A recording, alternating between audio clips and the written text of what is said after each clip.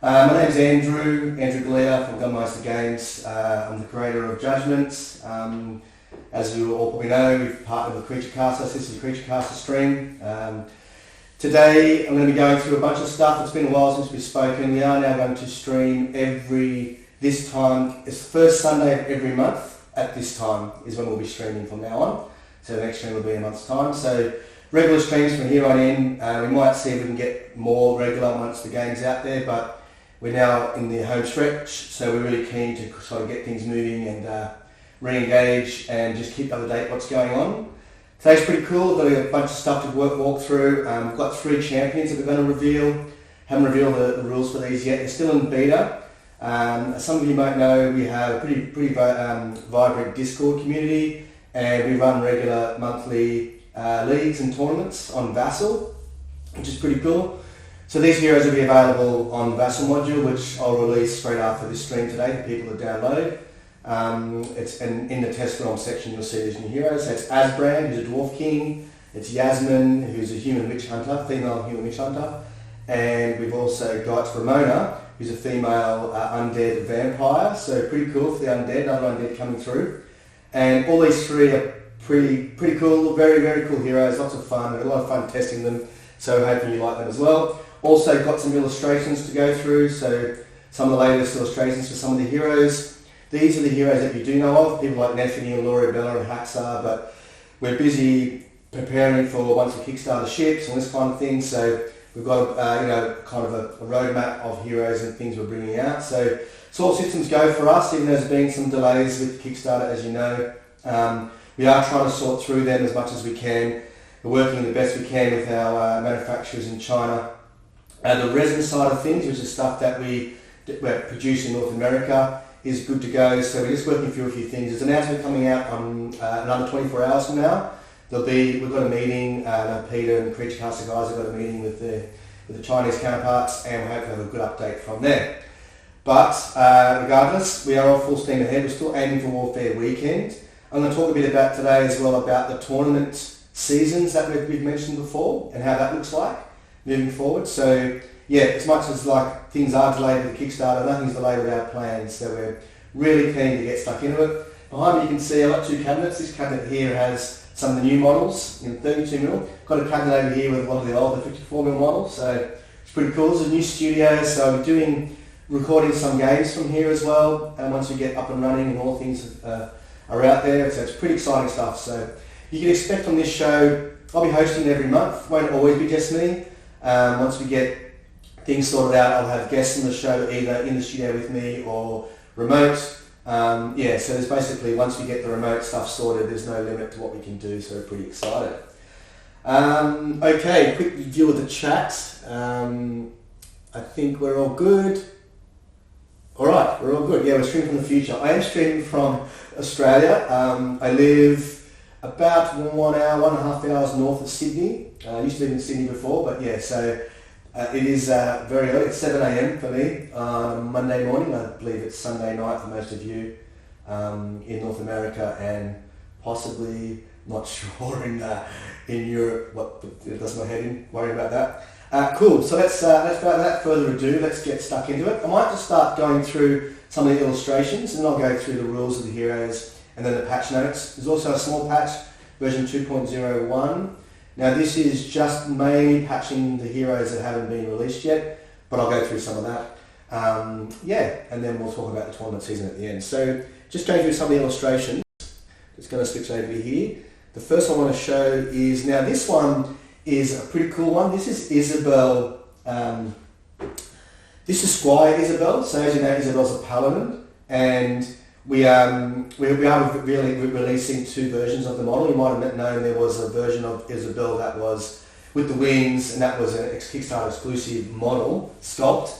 But this is the Squire Isabel, so same rules. It's not 2 versions of Isabel and rules. We don't do that kind of thing. But there are going to be 2 illustrations to represent Squire Isabel and Avatar Isabel, which is really cool. So for the D&Ders out there, paladins at level 20 become winged angels. So yeah, we're going to have the models for both, so that's really cool. So this one there'll be a card with this illustration on it, as well as a card with with the illustration we've seen previously. So that's that one.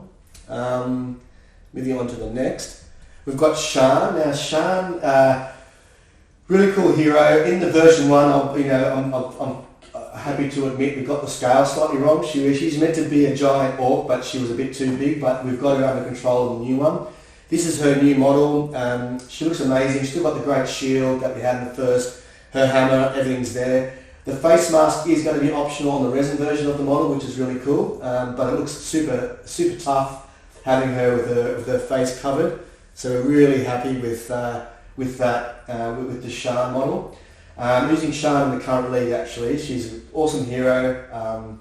So if you haven't checked it out and you are interested in some of the heroes that weren't in the Kickstarter or some that are, or that's coming in the future, jump on Discord, you can check out the Buster module, all the rules and all the cards are on there, but we'll go through a few of those. Really happy with Shan, can't wait to get her in my hands. Don't have her in the studio at the moment, so that's something we're looking forward to very shortly. Okay. We've also got a lot of people's favourites. This is Haxar. Now in V1, Haxar was probably our most proud sculpt. How to say this? The sculpt we're most proud of. It really pushed the envelope, and I'm super pleased that we're working with Creature Caster. We've kept the same pose and aesthetic. We've done slight improvements to it here and there. But you can see by the illustration it's very similar to the one that we've released 8 years ago. Awesome model on the battlefield. He's really making a big splash in the current league, and can't wait to get him out. The model, it actually sits amazing how we've done the physics with the slant on the pole and him standing on it. When we first designed the look of Haxar, a lot of it was inspired by Rafiki in The Lion King. I'm not sure if you've seen that. If you haven't, but yeah, that monkey jumping around and in that, how standing on his pole and things like that. So really happy how that turned out. So that's Haxar. He's got an idol there at the moment. You can see it's a voodoo idol because it's exploding, which is really cool. So really happy with the way Haxar's turned out. This is a great one. This is Maltique. You may have seen the model or the sculpt before the illustration, but we've done the illustration for her. Really happy. As you know, there's a wonderful story behind Maltique. Well, there's a good cause behind Maltique, not just a wonderful story, but yeah, it is raising money for cancer research. Every model we sell gets donated. Part of that money gets donated to cancer research. So there's an awesome individual in our community, Michelle, and we work with Michelle on that project. So we're really happy to get the sculpt out there. There is a version of this when you get it. The legs, my understanding, are optional. Maltique's only available in resin, is my understanding. So yeah, so she does have a lot of overhang. Doesn't matter so much in our game because of the hex base. But for people who want to make it a bit less bulky, you can do it without the legs. But it looks incredible. Can't wait to see it on the table as well. So there's our Maltique. Awesome. And we've got Nephany, everyone's favourite space cop. For those who aren't aware, there's a lot of background material in version 1 that we put out. Nephany was from the future with her laser swords. She was a cyber cop in the future, chasing down sticks. She was chasing down undead and things like that, so which is pretty cool. Really good. Now, so her pose as well is one that really pushed the envelope of version 1. It has been, in my opinion, improved a lot in version 2. She looks incredible, very dynamic, gonna look amazing, and it really captures her movement, her flying movement, and what she does on the battlefield with her acrobatics and nimbleness and things like that. So yeah, this is going to be a killer sculpt as well. So we cannot wait for all of that. Nephany, pretty exciting. All right, we've got one more. This is Laurie Bella. Yeah, so a couple of things Laurie Bella might notice. In the original one, she was holding a barrel. Now she's holding a grenade. We've gone a little bit more into the World War I, World War II theme with Laurie Bella. It's very similar to the pose we had before. Got a Ratling gun in her hand. We're extremely happy with it. She's an awesome model on the board as well. She's in my current league. She's one of my stars. So Explosive Dwarf Ale is now going to be changed to the hand grenade. Same effect of the game. No rules changes, but there's Laurie Bella. Really happy with how she looks, and we just got such great variety, really strong female characters in the game, which we're really proud of as well. We've got 2 new ones coming up with Yasmin and Ramona. So we're really very passionate about that. A lot of diversity in the range, so it's really cool. Laurie's always been a favourite of mine. I've had a soft spot for her for a while. So super keen to get her happening as well now. All the cards in the Vassal module that's going out will have the new artwork. So yeah, we're really getting ramping up that kind of thing. So if you are a Kickstarter backer, looking forward to getting your Kickstarter models, even though there's a bit of delay, please 100% assured we are planning for the next releases already. We've got all next year mapped out. We've got a tournament season about to kick off as well, and even though the start of things are going to be pushed back, we're hoping that nothing will get pushed back beyond that. So we've already sending off, preparing, manufacturing post Kickstarter, so we don't have any more delays. So super pumped. There's a bunch of illustrations for you. I know people like those kind of things. Next month we're going to hope to have some renders of these models, so I'll get Peter on board the next stream in a month's time, and we'll show some renders of the actual models, which is going to be super exciting. It's one thing I really love about designing and being involved in manufacturing a game is you get the illustrations. There's a lot of 3-pronged thing. There's illustrations, there's writing background stories and history of the world and the characters, and then you've got the actual sculpt. So, and then beyond all that, you actually get the physical model in your hand. So it's super exciting, and we're really passionate about making sure we have good artwork, as all the great games do. So cool. All right. Now let's have a look at this. So now next thing we're going to look at is some rules, and this is something a lot of you are jumping on for today. I'm just going to open up my iPad so I have them in front of me, so I don't have to actually look away from you so much. So the first one we're going to show today. Let's have a quick glance on the chat. I think Peter's on chat. He's got it all under control.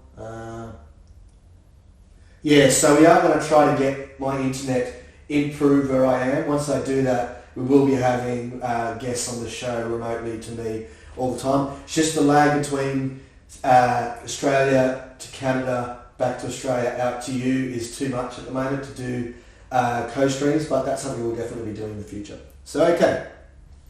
Prepare yourselves for hero cards. Here we go. Alright, no, show that one, yeah? Oh, let's get out of that. Okay, first one is Asbrand. Asbrand is a dwarf king, as I said earlier. We've got a very strong presence of dwarfs in the game. A lot of games we play, Jeff and I, or in the history, we've played, Warhammer and all War Machine and Hordes, all these different games. A lot of games that we've played, or even computer games, it always feels like the dwarfs got the rough end of the stick in terms of rules. When you're trying to make dwarfs characterful in a game, that those inherent characteristics sometimes hinder them. We have managed to not do that, so we've got dwarfs that are very competitive in the game across the board.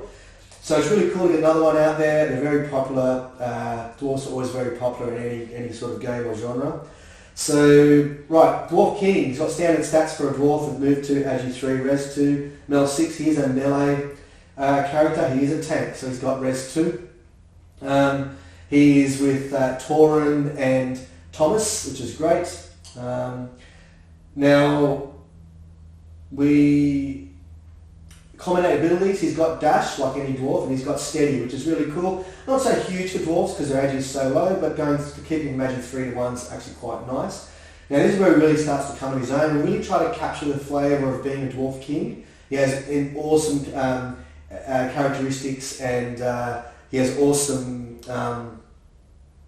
synergies with other dwarfs in the game. So King's Aura, friendly dwarf models can reroll 1 attack roll and an activation that starts within 2 hexes of Asbrand. Super cool, really happy about that. We did talk about making it an aura or a pulse, like whether once you leave you lose it or while you're in it. We decided to go when they start with Asbrand, so you can start with him and charge out and keep that reroll, which is really cool. It's not such a big thing to track because you've activated the person, and it's 1 reroll and an activation you need to do. So it's pretty cool, great ability, so good little boost for dwarfs there. Save the King. While Asbrand is below half health, friendly models gain +1 attack die when targeting enemies engaging Asbrand. in addition to friendly dwarfs gain +1 damage. This is a huge buff, anyone knows this, right? Damage is fixed, often fixed in, definitely for basic attacks in Judgement, and that +1 really pushes the curve across. So super excited about that. So for dwarfs, it's actually another big buff, but it also helps any model. We don't want him to be just for dwarf models, obviously. +1 attack dice is really good when you're around him. So he's the kind of guy you'd run up, get him in the middle of the scrum, and just pile in, and he's just providing auras and buffs around the board, which is really cool. Bull Rush, enemy damaged by a hammer attack from a charge attack suffers knockdown, and he also can do multiple knockdowns on a 4+, +1 per die for every level he gets. So it can be 3+ at level 2, 2+ at level 3. He's knocking down models around, so it's adjacent models. So it's really, really tough, really good melee hero. Pretty exciting. Then active abilities level 1. He can boost Null, RNG, Magi or Agi for someone, so he's a good support character as well. And there's his two characteristics. He's actually an enhancer and a tank if you look on his main card. And then also the last thing is he can send people back to your effigy. And the good thing about this is it actually is a place. So if a model is trapped in combat and you place them to your effigy, there's no free strike, no parting blows on that. So really cool ability. So a lot of support, a lot of enhancement, and a tank. That's essentially what he does. His damage is quite low at level 1, but he's not meant to be a damage output. He's meant to be enhancing and taking damage for you. Right, and then we've got card 2. His levels. At level 2, one condition can remove conditions, so further support and enhancement abilities. And if it's a dwarf, he can remove all conditions, situational, but it's really cool for dwarves. He gains 2 health. His health is 18, 20, 22, so that's quite high. I think it's the same as Stronghold, so that's pretty cool. And level 3 is where his damage starts to get a bit better. You don't get artifact bonuses against him, or when he's attacking you, you don't get your defenses. And he gets +1 mel, 5 temporary health, and +1 damage. So this is where he becomes really good. So it's a good end game finisher. He becomes mel 7. He's tanky as hell, and he does extra damage as well. So he's got a 3, 4, 5 stat on his hammer, which is super cool. So there's Asbran. Hope you like him. He's really cool. Yeah, a level 3 is a great ability. Yeah, super strong. It's like the thing where he's enhancing, tanking, level 3 he just goes, it's like the Avatar ability, like he grows his stature and becomes the Dwarf King that he is. That's Asbrand. Let us know what you think as yourself. We're still in beta here, but we have done a lot of testing. Asbrand's actually been in test mode for months and months, but yeah, really keen to hear what you think. Let us know either on Discord or directly on Twitter or whatever, just however you can contact with us, let us know. Or in chat right now. Alright, so there is Asbrand. Next one is Ramona. So Ramona is a female undead vampire. Undead are really one of the most interesting aspects of our game. We're really happy how we managed to capture the undead feel and make them unique on the battlefield. Same with demons. I think all the races, so the people who don't know, all the races have some inherent attributes, right? Like, dwarves normally have res and they have lower agi, elves have higher agi and less res. But it's not they're more subtle changes, but there's 2 pages in the rulebook specifically for demons and undead that have special rules that we've elevated them more than just subtle changes like that. And so the undead have a lot of unique rules. Ramona is super cool, so let's just go through some of her abilities. Undead vampires, they're soul harvest 5. As you know, undead can't pick up souls by soul harvesting them. But people often forget they can do a soul harvest with no modifiers plus or minus. So Ramona does it on a 7. So on a 7 plus with 2d6, she can destroy a soul, which is great for denying it to your opponent if they're about to pick it up. And she can also then either heal as a friend or a soul for 3 or do 3 true damage with it as well. So if you've got your enemy who is crowding around a soul pit, she can jump in, steal the soul, no negative modifiers, and either do damage or heal up the friend. Agi 5, which is quite unique for undead, first one we've had like that. Mel 6, she's also a melee one, but we'll get to the melee part in a minute. She does have dual wield. She's got animosity towards Witch Hunter. Animosity is an ability they haven't done before. We basically can't take her in a warband. Actually, I'll just pause on what that rule is at the moment. So we've just changed it recently. But she has animosity to Witch Hunter. We'll explain the Witch Hunter next, which is Judgement. She's got dash. She's quite fast. Dual wield, which is why her stat of 1, 2, 4 and Mel 6. But we'll explain that a bit further in the future. Regeneration 1 like all undead, and of course she's undead.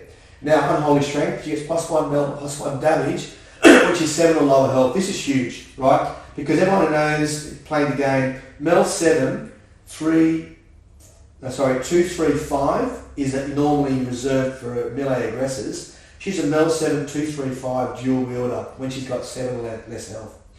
So it's dicey when she's got 7 health or less, but it is a huge bonus when she is. And a lot of people can work around that. If you've got a good warband that can protect her at that health level, she's going to be quite a beast. Unholy Aura, friendly models other than Ramona gain +1 dice to their basic attacks when attacking any models within 2 hexes of Ramona. So this is a bit different as brand, where her aura is, when it's 2 hexes of her, you get +1 attack dice, which is quite cool. She's also someone you want to have up in your enemy, the face of your enemy, but she's not quite as tanky, so she's a little bit more finesse. She has Frostbite from a claws attack, which is freeze, you can't do extra true damage. So that Mel 7, 2, 3, 5, with an extra +1 true damage if you roll on J's, she can crank out the damage in the right situation, so that's quite cool. Ramona, I didn't mention this. She's with Krognar and she's also with Gruul. Undead with a nature god might seem a little bit unusual on the surface, but when you read her background of her character, she's going to be more of a jungle type savage vampire, so that's where that comes into it. So cool. Big Wall, so target enemy within 2 hexes and friendly model anywhere on the board. Enemy can't be targeted, so you can pick basically, you target enemy within 2 hexes, any one of your friendly models anywhere on the board, and that enemy can't target that friend the next activation, which is huge, right? It's amazing. You can do it on Ramona herself because it doesn't say others. It can protect, it's got heaps of, a lot of really big applications. The most important thing is 2 hexes initially needs to be close, but the enemy your other friend can be anywhere. Now this is the big one, gaseous form. She can basically become incorporeal, nimble, move 5, agi 6, regen 2, gains +1 regen per level gained, so she can be regen 4, but she can only advance when in gaseous form. She can't fight in that form.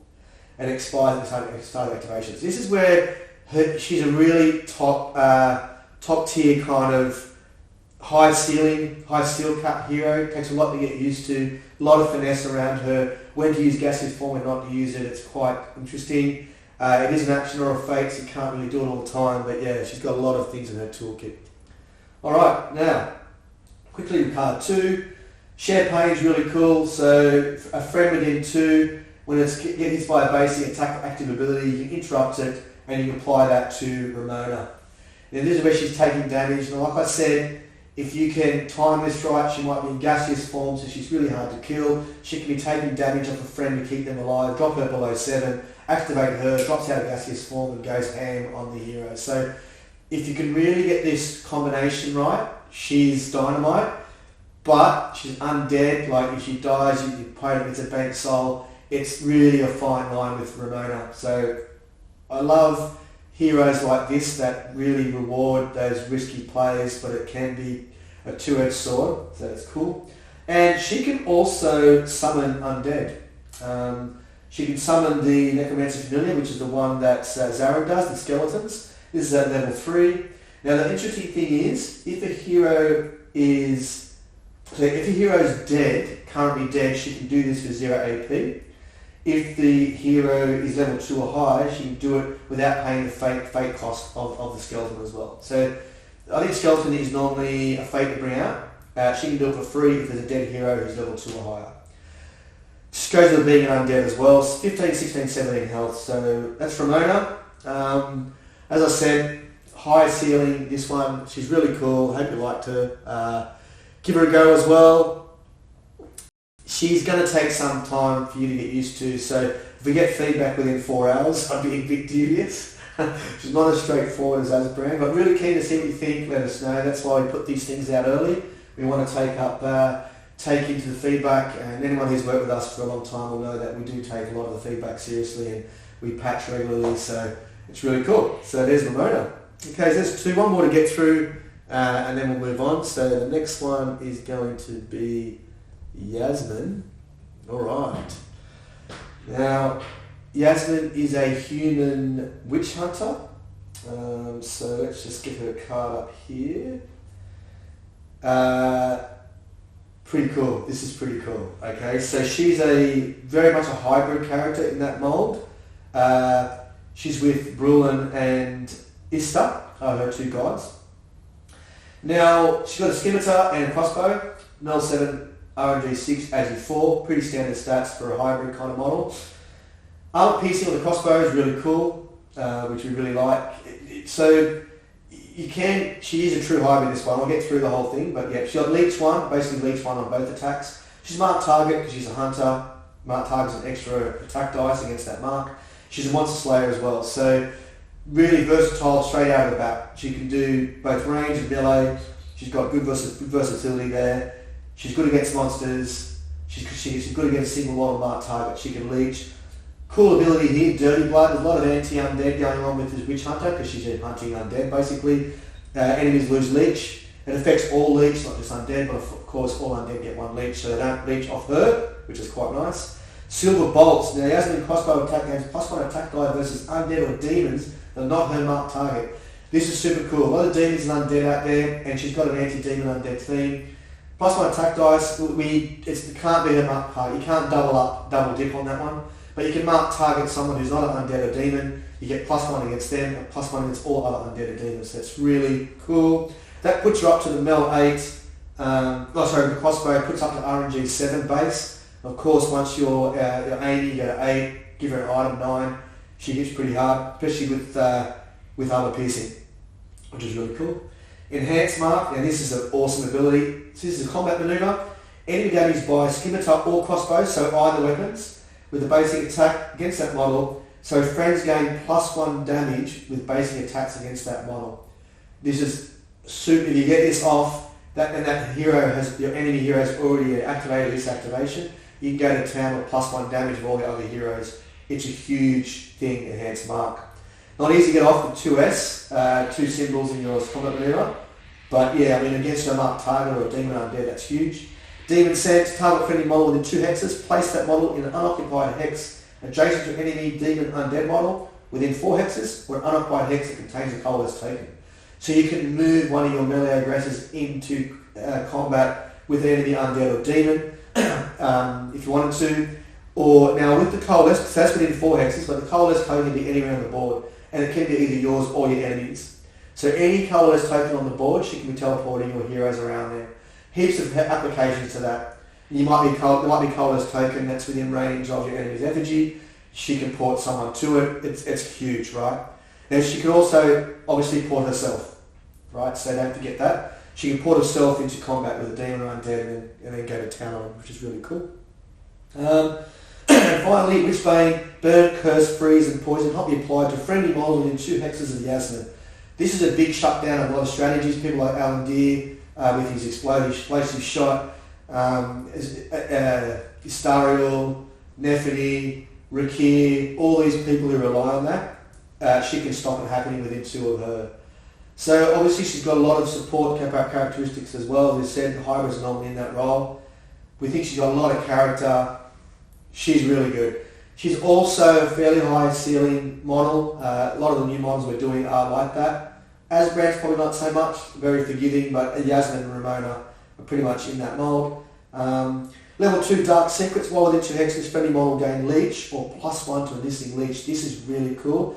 Once again, it's her, so she basically gets leech 2 at level 2, but she gives leech 1 to friends, and if it's an undead friend, even though she's not supposed to be friendly with them, she gives them +1 as well, so that's really cool. And if you damage an undead or demon, you get another one. So she's leeching 3 at level 2 against undead or demons, which is really cool. Finally, Arcane Power Surge. Adjacent enemies are pushed 1 hex away and then suffer 3 true damage. all those kind of movements are good. It's like a watered down version of Laurie Bella's explosive four-fail, or hand grenade as we call it now. Pushing models out of activation is really strong. 3 true damage. If you get it in a scrum, it's really powerful. So there's Judgement. They're the 3 new heroes that were revealed. I hope you like them. We're really excited about the 3 of them. Now these are down the track models. These aren't involved in the Kickstarter obviously, but as I said, we're planning already to get things rolling next year, hit the ground running with our tournament season and start getting out models. So we're super excited about that. So we'll hopefully have some sculpts coming for these in the coming months. We'll show them as they come out. We'll have some. First, we'll have the illustrations and the art, the card art. We'll do that as well. Now, you might notice that the black art there is not the artwork for the models. That's just what the default art we do. So these will be on the Vassal module. If you are playing practice games or with your friends or playing Vassal, you can use these heroes in the next league or whatever games you want to do. So hopefully you like that a lot. Let us know what you think. It's a lot to get through. I've gone through 3 heroes in one go, which is a big bomb.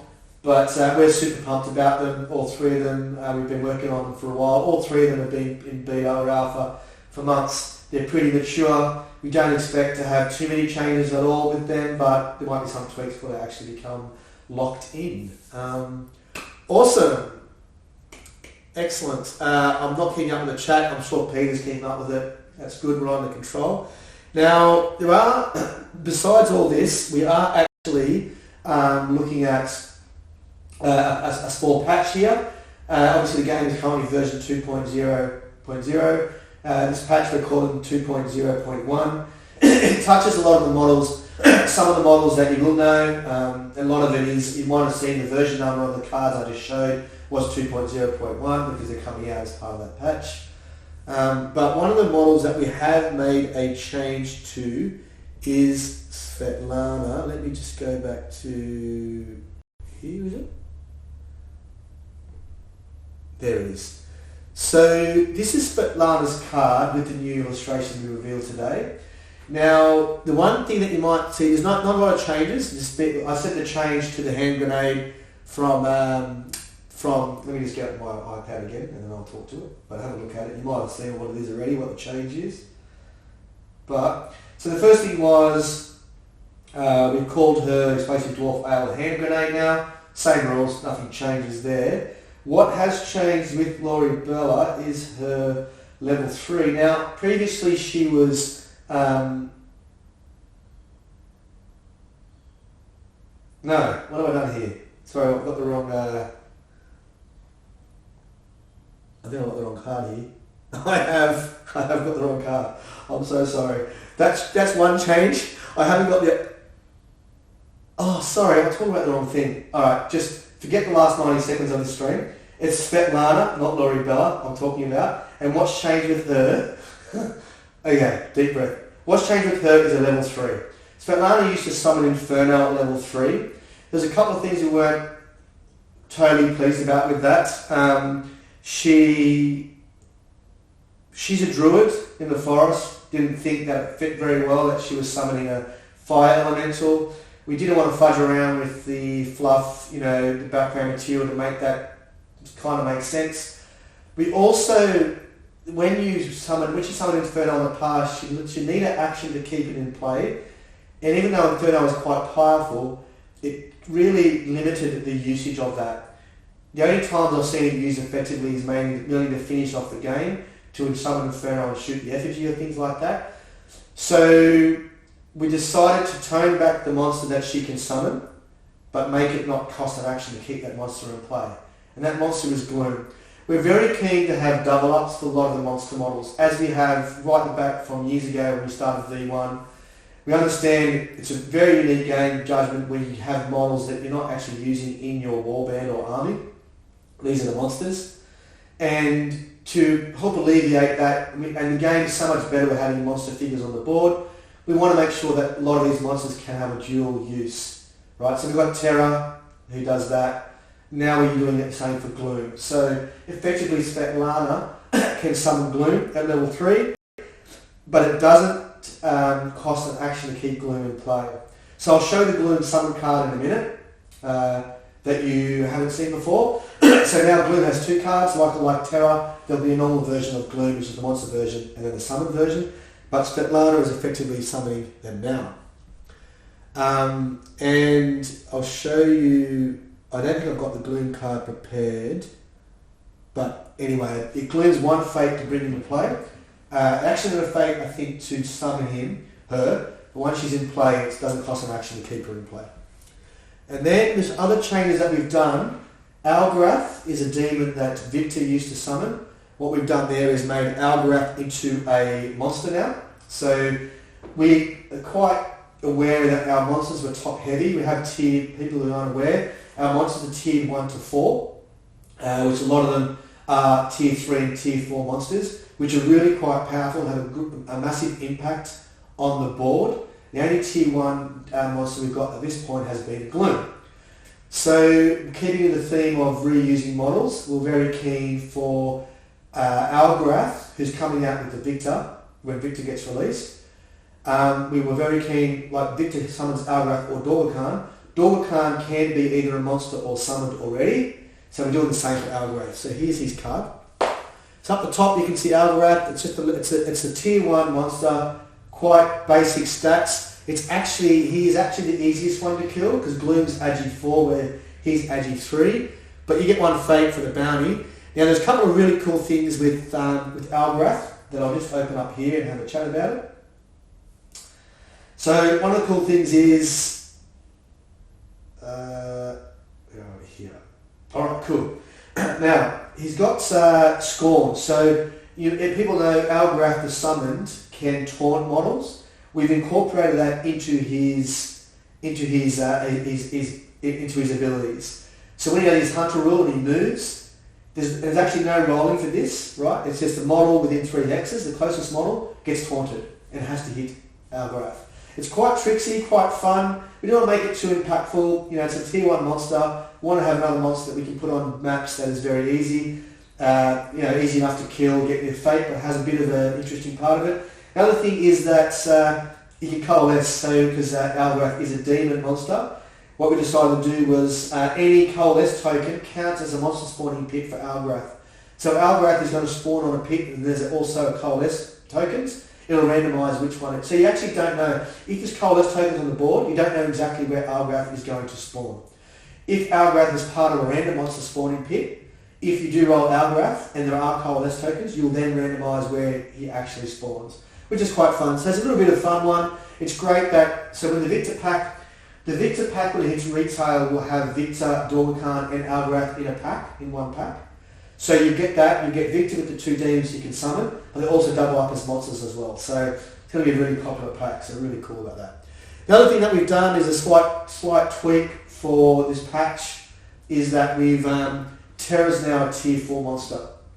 Terra was tier 3 up to this point, and we found, so with tier 4 spawning pits, the rule is they always spawn on the centre line, equidistant from both players, where tier 1 to 3 don't necessarily do that. So with tier 4, making Terra, when Terra was tier 1 to 3, it was a big impact which side of the board she appeared, so we just made her tier 4. She's up there now with Vajasha and Dorwakhan and Kanat Mira as tier 4s.